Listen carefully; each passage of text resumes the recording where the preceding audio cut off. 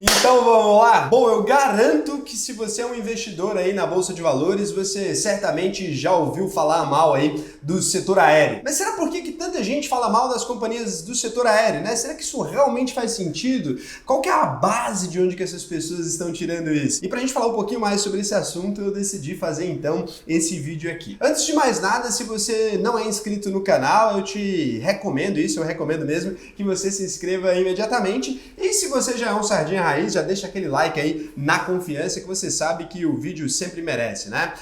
Quando a gente imagina o setor aéreo ali, ele passa em alguns critérios, né? A gente pensa, Raul, será que o setor aéreo é perene? E cara, ele é, né? Dificilmente as pessoas vão parar aí de voar, né? A gente, a não ser que invente aí o teletransporte, provavelmente o ser humano estará preso aí nas aeronaves por muitos e muitos anos ainda. Então o setor aéreo é extremamente perene, ele não deve deixar de existir nos próximos anos. O setor aéreo vai crescer, cara, obviamente, quanto mais globalizado o mundo fica, mais motivos a gente tem para fazer negócios em diferentes lugares e, obviamente, o setor aéreo vai crescer. Se isso tudo vai acontecer, se isso tudo é fato desde 1950 e já sabiam disso, lá no livro Investidor Inteligente, o Benjamin Graham já falava aí sobre as possibilidades de expansão e crescimento do setor aéreo. Todo mundo já sabia que esse setor ia crescer. Por que ele é tão mal falado e por que as pessoas questionam tanto a capacidade desse setor de gerar bons lucros? E é aí que a gente vai entrar aqui agora, né?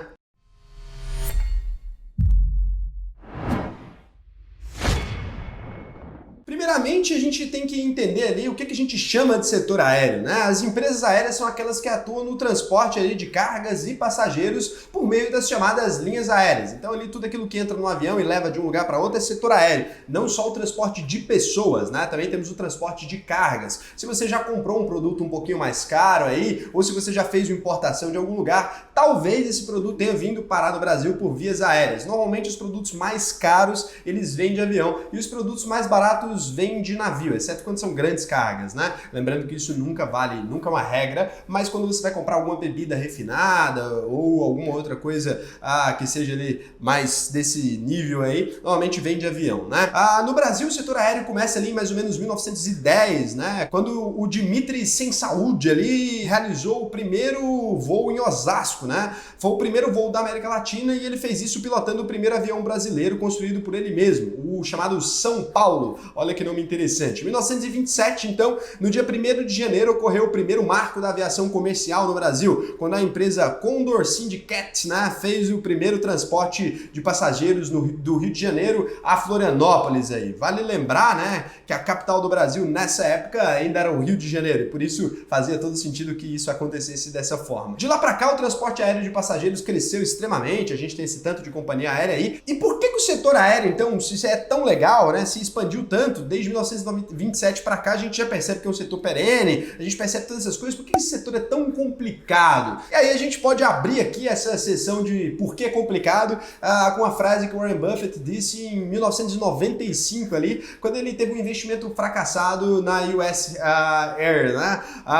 O Warren Buffett disse que na época a seguinte frase: francamente, nenhuma operadora de transporte aéreo é um negócio maravilhoso. Eu tendo a concordar com o Warren Buffett. Maravilhoso não, né? Às vezes pode até ser bom por um tempo, mas maravilhoso é difícil. E, então em 2020 essa mesma frase ganhou destaque aí quando o oráculo de Omaha aí, que é o apelido, né, do Warren Buffett, que me dera um dia ser chamado de oráculo, vai que eu sou oráculo de Goiânia, é isso? E ele vendeu quase todas as posições dele nesse setor em 2020, né? E aí a gente viu essa frase voltar ali pra mídia e ele mesmo já tinha cantado a pedra, ele mesmo se lascou novamente, né? Então existem alguns fatores ali que levam a esse problema. Primeira coisa, a volatilidade nos preços do petróleo. Você fala, Raul, que diabos, onde é que a gente está indo, né? As companhias aéreas usam ali um combustível especial, ele não é gasolina ali, ou alguma coisa do tipo, ele é o querosene da aviação, se não me engano, é o nome desse combustível ali. Se alguém do setor aéreo pode me explicar um pouco com mais detalhes aí qual a diferença dele para os principais combustíveis, adoro quando vocês complementam,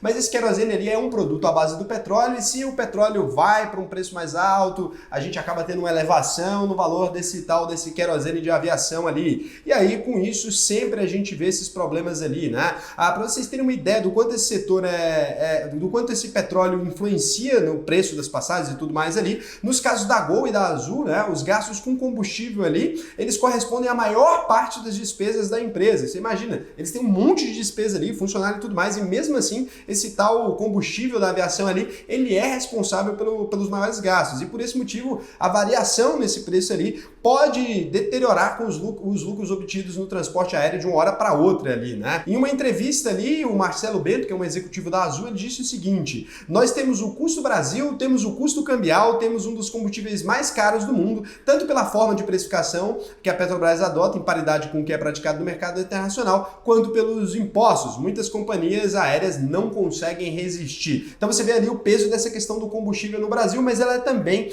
pesada no mundo inteiro. Ela é em especial pesada no Brasil, porque o Brasil tem a Petrobras, que é uma estatal, e ela tem esse monopólio ali dessas negociações, o que dificulta bastante para as empresas aéreas. Então, além desse problema ali, principalmente com o combustível, você tem que lembrar sempre que as empresas aéreas, elas são ultra reguladas. Elas não podem simplesmente ali repassar o preço, né, que elas recebem ali para o consumidor final de uma hora para outra. A gente não vê grandes ajustes de passagens ali de uma hora para outra, porque isso precisa de um aval ali de um monte de órgãos. E aí acaba que a gente tem essa complicação aqui. Esse é só um ponto, relaxa que a gente só começou a discutir aqui o assunto. A segunda coisa é a questão do câmbio, né? Outro fator extremamente complexo e sensível para essas empresas aéreas é o câmbio, porque além de influenciar diretamente nessa questão também de aumento de combustível, né? O câmbio interfere também nos custos das aeronaves. Então, se você compra um avião ali, normalmente ele é comprado em dólar. A maioria das coisas mais caras do mundo são compradas em dólar, porque você imagina, o real só esse ano ele teve uma desvalorização de 30%, né? Você imagina que se você fosse uma empresa estrangeira e vendesse em real, você poderia acabar tomando prejuízo, né? Porque você receberia em reais ali, o contrato estaria previsto em reais, você ia tomar prejuízo. As empresas do mundo inteiro acabam adotando o dólar ou o euro, ou a libra, para esse tipo de negociação, mas principalmente o dólar, para evitar esse tipo de problema. E você imagina, a empresa aérea tem que receber em real e pagar, né? Essas aeronaves são parceladas ali inúmeras vezes, tem que pagar em dólar. Então,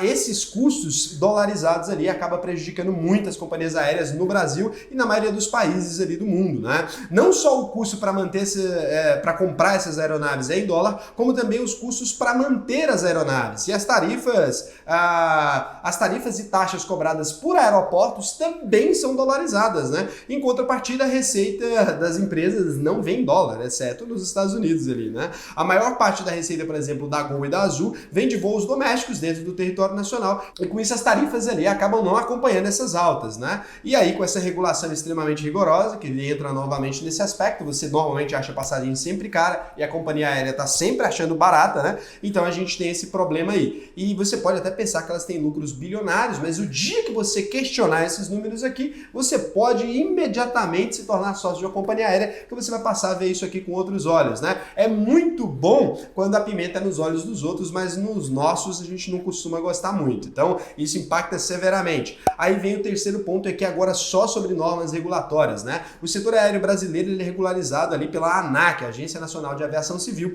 que controla, dentre outras coisas, quanto que a empresa pode cobrar pelos serviços dela, né? Os custos de armazenamento e os custos de decolagem das aeronaves também é regulado pela ANAC. Além da regulamentação padrão, as companhias aéreas lidam ainda com diversos problemas envolvendo legislações trabalhistas e normas dos sindicatos, né? Isso traz riscos para o setor e traz também insegurança jurídica quando a gente está falando de Brasil. Como esses sindicatos ali, eles choram e reclamam por qualquer coisa, e eu não estou questionando aqui você que trabalha na aviação, você está reclamando aí com seus motivos ou não, não sei, mas isso aqui impacta diretamente no resultado dessas empresas. Quarto aqui, tem o alto valor investido. E aí se você acha que a coisa toda já está ficando muito maluca, que já não tem mais no que a companhia aérea possa se ferrar, a gente ainda vem ali com outro fator determinante, né? A operação de capital dessas empresas é ultra complicada. Elas precisam de boas aeronaves, a mão de obra especializada é caríssima e ela precisa se adequar aos padrões internacionais e locais ali de segurança. Então você imagina o seguinte, um avião cai lá na Ásia, né?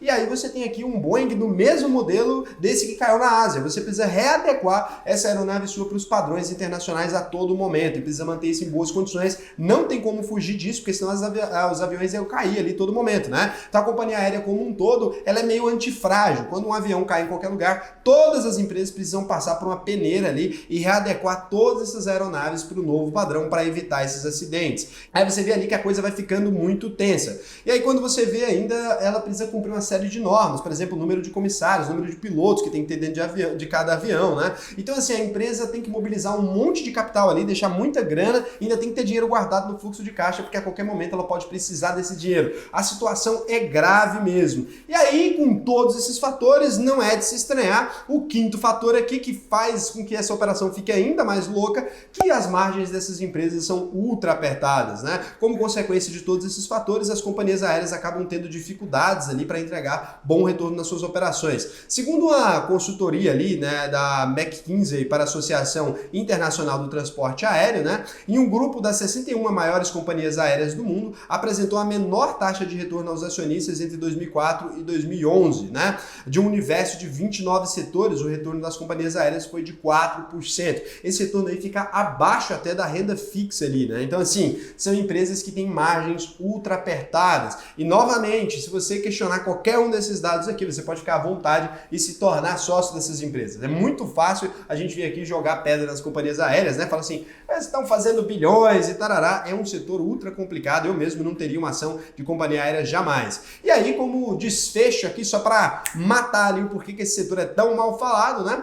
As companhias aéreas dominam o ranking das maiores falências do mundo. Nos últimos anos, 55 companhias aéreas faliram só no Brasil, né? Dentre elas, aí, o mais recente foi o caso da Avianca. Então, se você for lá no Wikipedia e digitar falência de companhias aéreas, tem uma página ali em ordem alfabética com todas as empresas desse setor que faliram. E aí você consegue ver aqui, para terminar de fuder, qualquer coisa impacta nessas empresas. Por exemplo, esse ano, no ano de pandemia, a gente vê ali essas empresas negativando mais uma vez. E elas são sempre salvas ali pelo governo, porque são serviço essencial, né? Por isso, grande parte das companhias aéreas tem aí tentado buscar outras fontes de renda que não seja exclusivamente transporte de pessoas. A gente vê aí a Azul Cargo, a TAM Cargo, né? A Golog, essas empresas tentando transportar outros produtos, as empresas tentando fazer clube de serviços, como a Azul faz ali, para tentar resolver esse problema. Então, para matar de vez aí a sua curiosidade com esse setor, Raul, compensa investir no setor aéreo? Para mim, não, jamais eu investiria no setor aéreo. Eu acho que existem inúmeros fatores de risco nesse tipo de empresa. Eu entendo o serviço que essas empresas prestam. Eu sou um cara que,